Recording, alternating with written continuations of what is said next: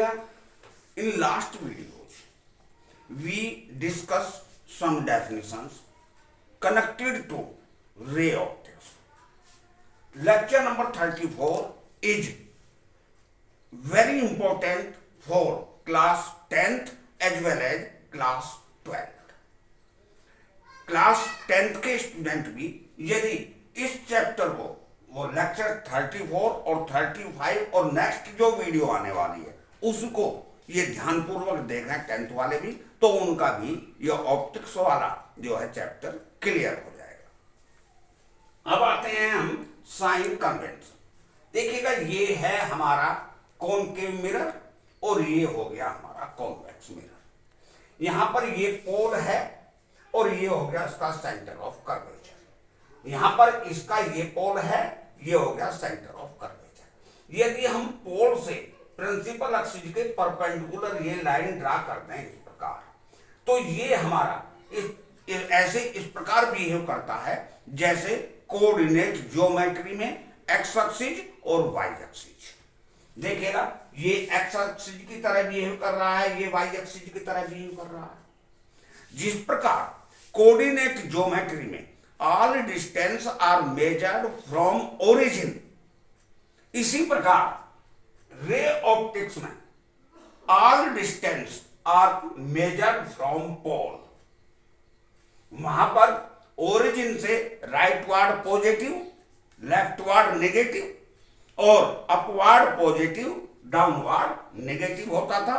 ठीक इसी प्रकार all distance are measured from pole, rightward इधर को ये पॉजिटिव और इधर को नेगेटिव, ऊपर को पॉजिटिव और नीचे को नेगेटिव। ऐसे ही इसमें अब देखिएगा, कॉन्वेक्स मिरर का फोकस पॉइंट इधर होता है और कॉनकेव मिरर का फोकस पॉइंट हमारा इधर होता है।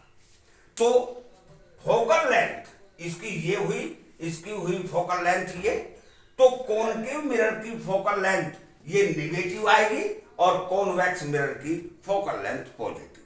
तो always the focal length of concave mirror is negative and the focal length of convex mirror is positive. तो all distance are measured from पोल।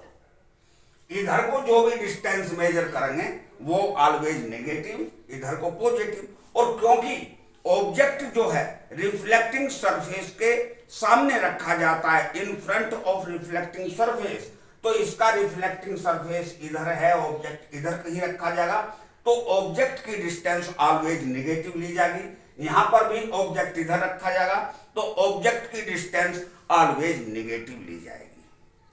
तो ये था हमारा साइन कन्वेंशन। अब आती है रूल ऑफ इमेज फॉर्मेशन। अब आते हैं रूल ऑफ इमेज फॉर्मेशन। देखिएगा, पहले कॉनकेव मिरर के लिए आ जाते हैं। जो भी रे प्रिंसिपल एक्सिस के पैरेलल आती है वो आफ्टर रिफ्लेक्शन ऑलवेज फोकस से जाती है। Always after reflection passing through focus. यहां पर जो रे प्रिंसिपल एक्सिस के पैरेलल आती है वो फोकस से जाती हुई सीन्स होती है, जबकि जाती इधर है। तो पहला है, जो भी रे प्रिंसिपल एक्सिस के पैरेलल आएगी वो ऑलवेज फोकस से जाएगी या जाती हुई सीन्स होगी। और कन्वर्स भी इसका ट्रू है। कन्वर्स क्या है? अब जो रे फोकस से होकर जाएगी वो ऑलवेज रिफ्लेक्शन के पश्चात जो है वो प्रिंसिपल एक्सिस के पैरेलल हो जाएगी। ये हो गया इसका फर्स्ट रूल। सेकंड है, जो भी रे सेंटर ऑफ कर्वेचर से होकर जाएगी वो ऑलवेज रिफ्लेक्ट होने के पश्चात सेंटर ऑफ कर्वेचर की ओर को ही चली जाएगी। और यहां पर यदि कोई रे सेंटर ऑफ कर्वेचर की ओर को जाती हुई सीन्स हो रही है तो वो ऑलवेज इसी डायरेक्शन में रिफ्लेक्ट हो जाएगी। ये दो जो हैं, दो हमारे ये मोस्ट इंपॉर्टेंट रूल हैं। वैसे तो अलग अलग बुक्स वालों ने अलग अलग रूल बना रखे, परंतु मेन हमारा ये है, हम प्रत्येक इमेज इससे ही अपनी बना लेते हैं। तो ये इमेज बनाते समय हमें इन रूल को पूरी तरह फॉलो करना है। पहला हो गया, जो रे प्रिंसिपल एक्सिस के पैरेलल आएगी वो आफ्टर रिफ्लेक्शन फोकस से होकर चली जाएगी। कन्वर्स भी ट्रू है, इट मीन्स जो फोकस से होकर जाएगी वो आफ्टर रिफ्लेक्शन पैरेलल हो जाएगी। और जो सेंटर ऑफ कर्वेचर से होकर जाएगी वो आफ्टर रिफ्लेक्शन या तो वहां से होकर चली जाएगी या जाती हुई सीम्स होगी, मतलब वापस जाएगी। यदि जो कोई इसमें ये वर्चुअली मिल रही है, हमें इमेज बनाते समय इस बात का ध्यान रखना है कि जहां पर वर्चुअल इमेज बनती है वहां पर जो है हम डॉटेड रे लें, जिससे कि ये साफ है। डॉटेड रे जो है ये वर्चुअल रे को, इमेजिनरी रे को रिप्रेजेंट करती है, और जबकि ये डार्क जो है, जो स्ट्रेट लाइन है रे, जो स्ट्रेट रे है, ये हमारी जो है रियल को करती है। तो देखिएगा, इसमें कॉन्वेक्स मिरर में फोकस पॉइंट भी इमेजिनरी होता है और सेंटर ऑफ कर्वेचर भी, और इसका फोकल लेंथ भी वर्चुअल और रेडियस ऑफ कर्वेचर भी वर्चुअल, और इसमें ये दोनों नेगेटिव होती है, इसमें ये दोनों पॉजिटिव होती है। अब आती है बात next, relation between focal length and radius of curvature. Relation between focal length and radius of curvature. अब देखिएगा, कंसीडर ये किया कि हमारी एक रे ये पैरेलल आ रही है प्रिंसिपल एक्सिस के। हम जानते हैं कि जो रे प्रिंसिपल एक्सिस के पैरेलल आएगी वो आफ्टर रिफ्लेक्शन फोकस से जाएगी या कॉन्वेक्स मिरर में जाती हुई सीम्स होगी।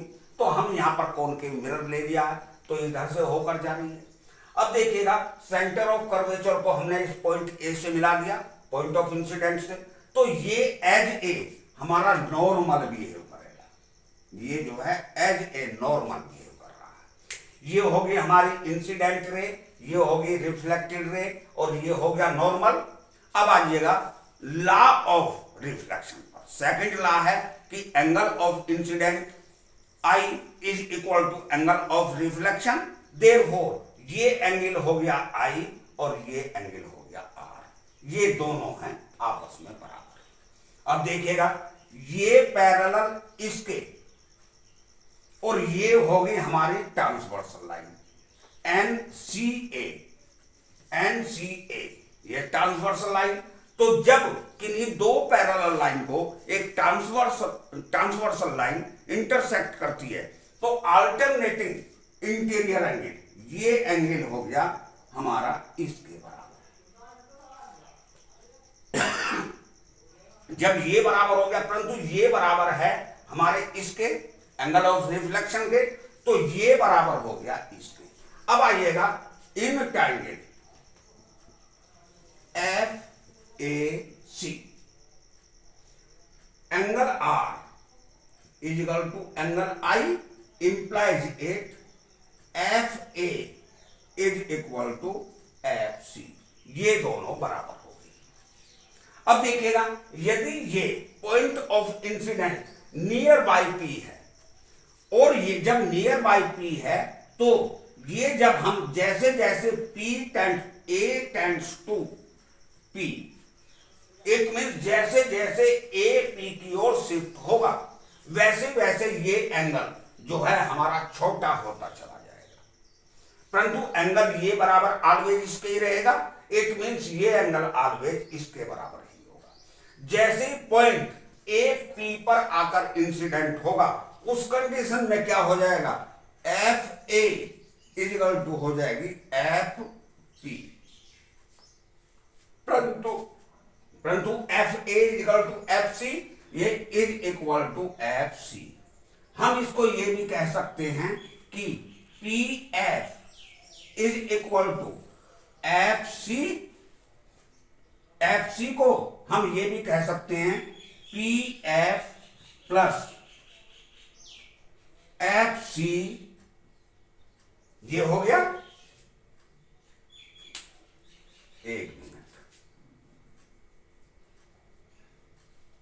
P F is equal to F C, इसका मतलब ये हो गया कि ये बराबर होगी हमारे इसके।